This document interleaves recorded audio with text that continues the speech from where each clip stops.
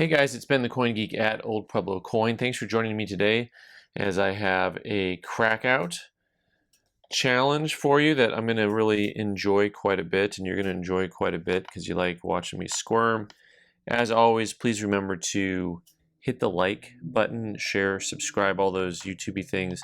Helps the algorithm so that when you get a chance to when someone looks something up on the YouTube or on the Google, they find quality content instead of that other trash that's out there. All right. Well, I mean, I've got stuff. This is a fun group.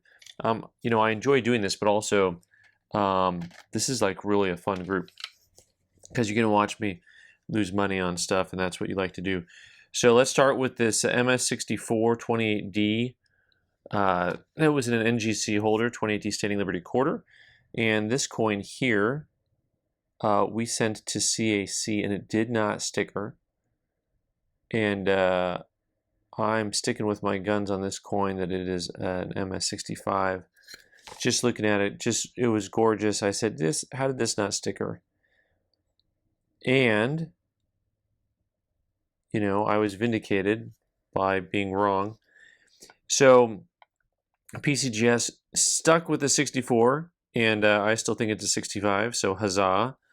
325 is what I had paid on that coin, and I'm probably going to get more than 325 for it, but also not a whole lot. We won't count those grading fees; those don't count. What me worry? All right, so I had this 83cc and a 64 holder that I thought was pretty stunning and pretty nice, and I took it out of the holder, and I thought, yeah, that's pretty nice, and I sent it into PCGS. Let's take a closer look at this guy to see if we could get that little coveted upgrade that you go for usually when you crack stuff out. Now sometimes there are people, if they've got a coin that they like, they'll just cross a coin over or get another holder because all of their coins are just in one holder. I am not really that way. So I got a little bit of marker to the right of the wing. That actually is mostly a stain going through that area over there, but there are some hits on this side. 64 to 64, so for the person who was just wanting to get their coin out of an Annex holder into PCGS holder, that would have been okay. It was not what I was looking to do, but we won't worry about the details. All right, next up. All right, so this 49S MS66 Rattler, here we go, Roosevelt dime. I got to tell you, I saw this coin and I was just kind of flabbergasted. I thought, I actually used to collect Roosevelt dimes, little known secret. I had a little group of them that I had bought. I was just kind of doing coins like this. I was picking up super, super high grade, like high luster, just absolutely flawless coins and getting them certified back in the day. And I was pretty successful with getting coins degrade in like 67 and 68. This is a long time ago. And so this coin, though, from a 66, really, I mean, I paid $200 for this coin, which is really stupid, because from a 66, it needs to get into a 67 plus holder to really be worth something. What's wild about this coin is that they're showing values of like $100, but in a 67 plus, they're showing values of like, $300. So I have a remedy for this situation. We need more cowbell. Here we go. Nice. $300. Boom. All right. So I've got a couple more crackouts here, and then I've got some bonus material that you're really going to enjoy. Actually, I'm going to save the crackouts. I'm going to move on to a couple of cents that I got in that were really cool. These were both from albums, and the engineer went ahead and cherry picked these bad boys, and I'll show you exactly what we're looking at here. This 1883 cent. Look at the rim, and you'll see something going on there. So this is a misplaced date, NPD FS301S8, and it gives me a chance to pull out the old Rick Snow book on flying eagles and Indian head pennies. If you didn't know that Tucson is a coin mecca, Rick Snow's shop is actually just like 10 or 15 minutes away from my shop, and when he's not out, you know, dining with the royalties, he's here in Tucson. And so 1883 S8, and this is really funny because I think I have his older book, because I'm not seeing the S8 in this book. I'm seeing just through the S5. So the next coin we won't do that with, because the next coin I had actually looked up. It's pretty funny. So it has the top of the 8 and the 3 are down. Those digits are down in the rim. Once again, once we get it at the right angle, if you look where the denticles are, you will see some extra activity there, and I'll make sure to have the engineer go ahead and throw a close-up of there. But this next one you're not going to need help with. This 1859, this bad boy is really a pretty coin, and it was getting sent in no matter what, just super lustrous. And we accidentally got ourselves a little bit of an auction coin, folks, because not only is it high grade, and it came back high grade, it's also a rare variety. See all that activity going on the date right there? Well, this is a Snow 1 repunch date, PCGS MS65. I should go get his sticker on it and then send it to CAC. This has a pop of 3 with none finer. PCGS guide is like $8,500, and there's the last one that sold was a 64 plus in 2019 for $6,600. Let's see here from Rick Snow's book. This is the S1. All that activity going on there with the repunch date, you can see on this coin really pretty clearly. Now you know what it looks like. But Rick Snow's book's really cool. Also, as I say, I collected Indian head cents when I was younger, and you guys, you're gonna think I collected everything when I was younger, but they were 2 different time zones, two different time points. When I was younger, and then when I was younger. The Indian cents was actually when I was younger. When I was first kind of starting at the coin shop, I was pulling out high grade rosies and having fun with them because nobody cared.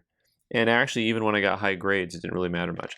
So that coin we may have to send off to get it into different, to get it with some stickers and stuff. This Rattler MS63 Red Brown 1921. The 1921 is just the year for coins from the 20th century.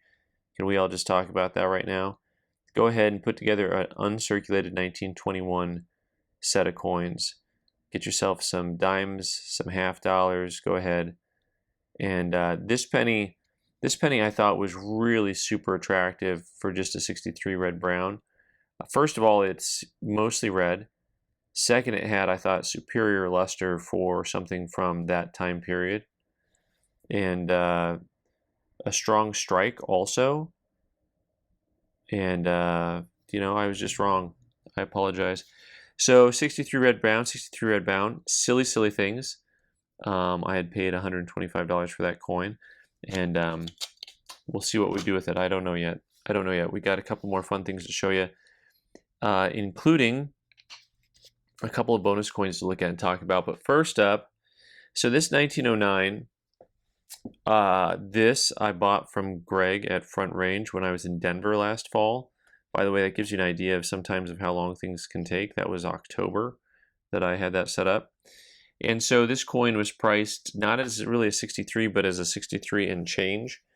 You know, tweeners are tough. It's like, you know, you got to find someone else who really likes the coin. But I was the guy. I was his huckleberry.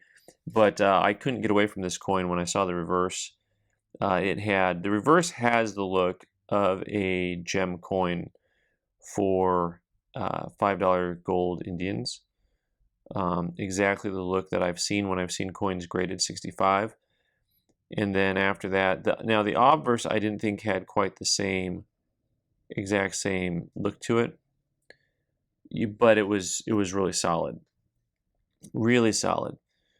You know, a little bit of contact there on the cheek, but really on these, you're looking for that super original fields, because that fields the contact point, that fields the high point. And man, that thing was just smoking. Smoking. Who's smoking what now? Here we go. 63 to 64. Nice little maneuver.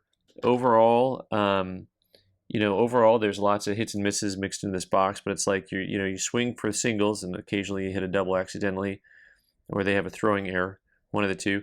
And so this guy here, this is PCGS guides like over $4 grand. I think they really trade in like the 3,300 range, something like that. But it's a lovely, lovely coin. I'll probably just put up for sale, although realistically it's the type of coin that probably needs to be sent off to CAC, because that's kind of the world we live in today. It's kind of a CAC world. And I've got a couple bonus coins to talk about today with you. This is something that I've talked about a little bit for modern coins, things that if you have the money that I think are kind of fun to collect, that sometimes you can cherry pick because there's certain dealers who don't care anything about anything modern. And occasionally you'll see a guy and he'll say like, do you want to buy this platinum from me? You'd be like, okay, sure. So I don't know exactly where the market will end up on this stuff in 20 or 30 years. But like I said, if you can find stuff somewhat close to, the price of platinum, there's a whole bunch of different varieties of platinum coins that they've produced. This 1998 is one of the first, 2008, has Blind Justice on it. Cool design, nice looking coin. I should look a little closer for y'all. What am I doing here? And really a very cool, robust looking eagle, reminiscent of the design on the quarter from 1932 that did not get accepted. But very, very neat piece. She's standing on a pile of my Crackout cases. And so MS Special 70 burnished. The SP, I don't know why, that should just really be mint state in my opinion, but whatever. So they only made 2,876 of these. And so that's kind of what I look at. I look at some of these modern coins like this where they have mintages under 3,000. The women's series is the same way. I mean, those the Spouse series, it's not the women's series, the Spouse series, all those $10, what's the denomination on those? All those half-ounce gold pieces, a lot of them have mintages under 3,000. The bonus coin, and a coin that is a happy and sad coin all at the same time. I think maybe we'll just put this up for auction. This is one of the coolest coins in Mexican lore. This is your Maximilian coin. PCGS damage AU details. They made these for, I think, 3 years, 2 or 3 years. And this one had this really cool toning to it. I love the gentle tone on this coin. And this is the 1867. There's the mint mark and there's the date. And it's interesting because it had such a regal look to it. I mean, he really had a different look to all the other coins. Imperio Mexicano. So a very, very lovely look to it. 1 peso. And the damage is there are lines up in here, and then actually I wouldn't have necessarily considered those to be damage, but this one over here on the O, with the O kind of changing shape, looking like a C up into the rim just a little bit. They called it out. It is what it is. If it weren't damaged, this would be a $1,000 coin pretty much all day long. But the coin's got this really great look to it. It just has a couple of different issues, minor issues. All right, guys. Well, I had fun today. I hope you did too.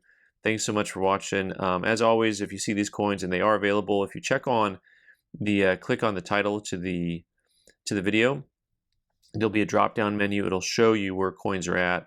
If they're available, you can click on the link and it'll take you to either an eBay auction or our website. All right. Thanks for watching. I've been the Coin Geek. You can subscribe by clicking on the owl button in the corner and watch more videos on the right side of the screen.